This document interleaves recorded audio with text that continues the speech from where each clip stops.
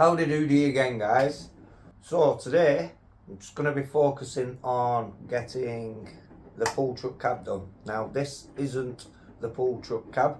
If you've seen in the last one, I started to build a dedicated pull truck, but this is just another day cab I've done, which just gives me an idea of what I'm doing with the cab for this truck, as this cab's built for another truck and there's other things I'd like to do to the day cab which I'm not doing on this one. So it's just mocked up just to give you an idea at the minute of how it kind of will be looking, won't be looking. We'll only know when it's done. So for this one I do have another king hauler, grand hauler cab here, which we are going to cut, make into another day cab, and then have some plastic card and stuff down here to make the back wall to go in the back of the cab once that's cut, because we're going to have a little like rectangular missing piece. But then I would like to put a window in the back of that here, and the reason I want a window in the back of my pull truck is because I'm going to be having a fan mounted in the front, so it's blowing the cool air and then the air has somewhere to dissipate out of the back, and then it'll just prevent a lot of heat build up in this tiny cab. So hence me wanting to start a fresh cab. And also, as this is going to have stacks, this has the mounting holes there and things like that, whereas this won't be having stacks other than pipe coming directly off the turbo out of the hood there. There's things that can be filled and holes that aren't required on this one, whereas they are on this basically. So I'll just pop this to one side at the minute as it is not needed. And I have Rusty here, just because if you remember in the last video with Rusty, I put the big lasso pipes on and it had the mounting holes here where the pipes originally went on the king hauler. So as it's got the pipes coming directly off the chassis now, these holes are no longer needed. So it's just all the little filling jobs that I can do, because this is going to need filling once the back door's in there and glued. I'm going to need to put filler in and fill the little holes and all other little bits and bobs. So I thought I may as well get Rusty done while I'm at it and fill these holes. And then there's just other little bits and bobs of jobs that I'd like to get done for the nationals. The Turtle Globeliner, I honestly don't know if that's going to be ready, and I'm not going to rush any builds to get them to a show. I start rushing and that's when you start messing things up. So just take your time with stuff. Even if there is a big show coming, there's always next time. As much as it would be nice to have certain things finished for that, yeah, at the same time I'm not just going to rush it. I still may take them along though. I can build them up to take them along and just pop them in my yard. So this is relatively simple, and if you're looking to make your own custom trucks, just have a go. You may make mistakes, but you know, that's how we learn at the end of the day. It can be daunting cutting up your first truck, and for this you basically just need a razor saw and a file to clean up afterwards. And we're going to want to cut very, very close to the cab as possible, so the scriber won't fit in the gap to create the mark that I need to then follow through with the saw. But then you can use the corner piece of your saw, which will then in return just act as a little scriber for you, and then it gives you a nice clean line to go against with the saw. So let's saw. I'm just gonna keep just a few little scribe marks on there, right on the top, but we're going around the whole cab.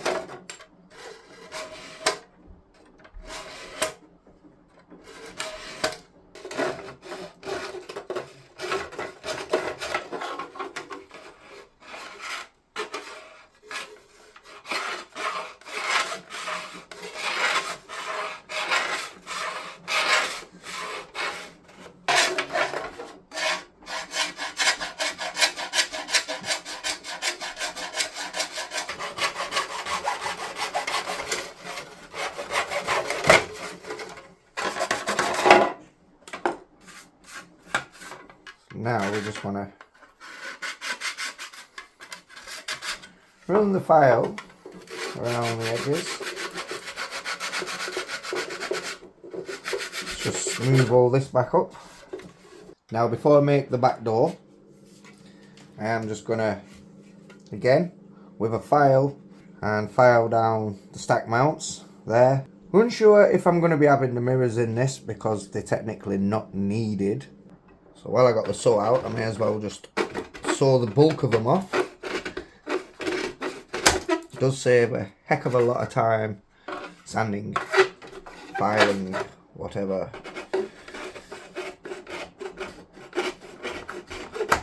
There we go. I'm just going to file these down now and get them smooth. So now the stack mounts are smooth down to the sides. I'm going to start going around and removing all the factory mould lines from around the cab now. Just nice and gently round the windows and stuff, just then we're not grinding down the windows. Don't want to lose the window frames now, do we? So just easy does it.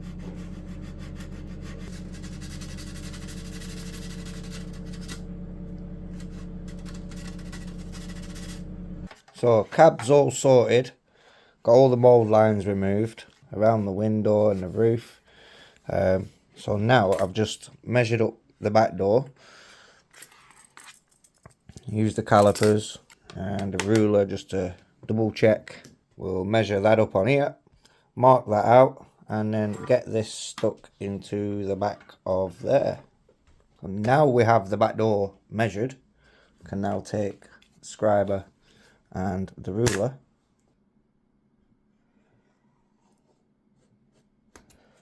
scribe it into there, and one down to there, and then we're just gonna keep scribing at it until the piece of plastic falls out.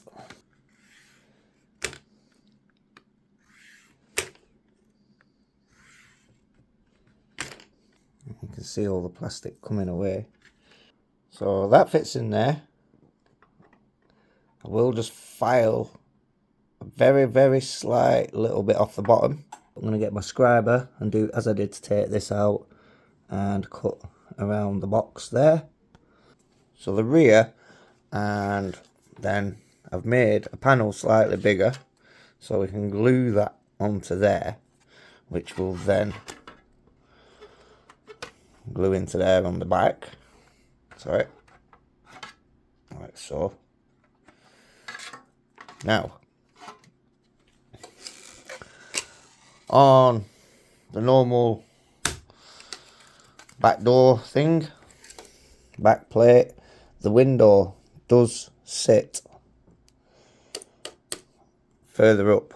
Now you can see it through the windows. So with this one, I've made it lower. Normally they would be up in the top. I have brought mine down so air can escape from under the hood and out of here a lot easier once I put a fan in the front. Remember, this is going to have a big brushless system in it, so it needs to keep cool. So this can mainly act as ventilation more than anything. So now we need to weld these two pieces together.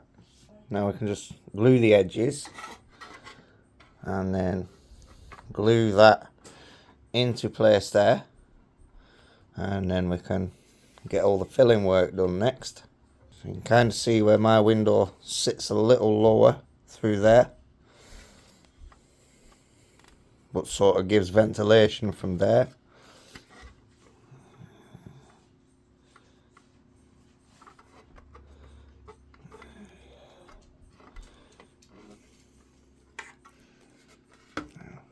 Should be able to just apply something solid on the inside of there just to put a bit of pressure down on those edges.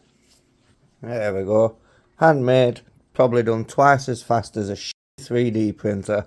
Looks better than a 3D printer, and you don't have all the crappy work of a 3D printer. Creating stuff is just way more better than putting something into a printer and letting that do the work for you. That's why I rarely use my 3D printers. They just take the joy out of modelling. The whole point of modelling is to make stuff. Now just to blank off the stack exhaust holes where they mount from the inside. Again, just cover them up with a little bit of plastic card. And then that puts the back in for when we put the filler in. So this is the cab so far. I've just gone over all of this with some sandpaper and stuff and a file, just so that it's all flush. So when I come to filling, it literally is just filling the cracks. So decisions. What am I doing with these mirrors? I'll go have a coffee and come up with a decision. Do I want the arch lights as well? That's another question. I need to decide fast. Well, I don't, but I'd like stuff at least primed for the Nationals. May not be painted, but at least I can prime stuff and throw it back together for now. Decision done. Smoothing the roof, smoothing that. So there was like a block which protruded. You won't really be able to see it on there, I don't think. But basically there's plastic that sits out, which the air cleaner bolts to. And as that stuck out, I had to cut that off. Then we can fill them, like I say, running no air cleaners, so they'll be getting filled as well. The arches, the roof, and the stack mounts. So we are going totally flush. Probably just going to get a bit more plastic card in a minute and just make like some little window deflector things. But yeah, I did just get on while making a decision and I just started hacking away at it and thought, right, decision made. So yeah, we've got them chopped out. These are just off some Grandola exhausts, just to give me an idea. I won't be using both, but I will have one like coming out there sort of thing. So I don't know if to maybe keep one hole and have like an air filter there or something. I could always keep that one hole for now and cover up the rest. So now what I need is some plastic card again, and I'm going to cut out some little rectangles, basically like I did with the back door, and a little back piece so it sticks in, and then the side hole will be getting filled with plastic card, another square piece in there that'll then sit flush with the body and not protruding. And then I can just fill around. That way I'm not dumping a big load of filler into a big gap. And then I'll do the same on that one. I'll cut out a little circle and stick that in again, just so we're like crack filling and gap filling and not filling holes. So now I have all the holes covered from the inside where I wish to fill. I've just made this final little piece. Just filed it down into a little circle, and that can just glue into there like so, just like I've done with the rectangular bits on the side. I quickly just cut out a couple of bits so I can glue them in there like so somewhere, like so, just to put like a little window deflector on the side, just to be a little bit different. So we'll just get this little piece glued in there. Can let all this settle now and dry off, and then I can wash the cab and then mix up the filler, get the filling jobs done. I'll come back later in the day, I'll be able to get it all sanded, flattened down, washed again, and then we can hopefully get the first coats of filler primer on there to start going around and filling all the light scratches from sanding everywhere. And I've also sanded down the whole cab, took all the shine off and made it as dull as possible, so there is a lot of surface scratching in there. So I will start with a coat of filler primer, and then I'll sand that back, let that fill the scratches. Then we will go over with a little bit of high build, just to start building up over where all the filler is, filled holes, stuff like that. And then we can flatten that back down, and then we can get the first coats of prime on there. Now, I'm just going to mix up filler hardener. So the filler, the hardener is now mixed. Now I can just start going round and getting the filler into all these little cracks, crevices everywhere.